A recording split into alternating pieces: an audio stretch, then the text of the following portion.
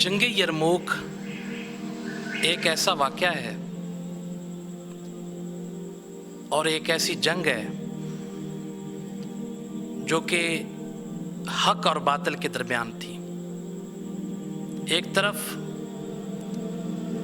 عیسائی تھے اور دوسری طرف مسلمان تھے۔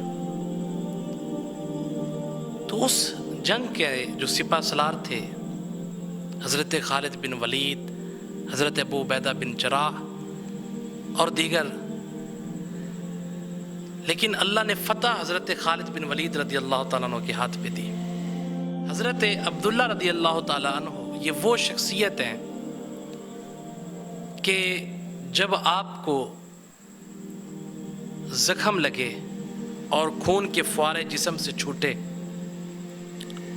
تو عصر کا وقت تھا، حدت کا ماحول تھا، آپ کا ہم نسب ہم نسل آگے بڑھا پانی کا پیالہ لے کر، کہنے لگا حضرت آپ پانی پی لیں، خون کے فوارے چھوٹ رہے ہیں۔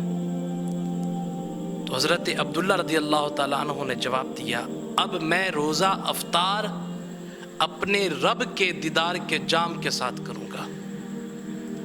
تو یہ بہت بڑی بات ہے، رب تعالیٰ کے ساتھ ایک محبت کی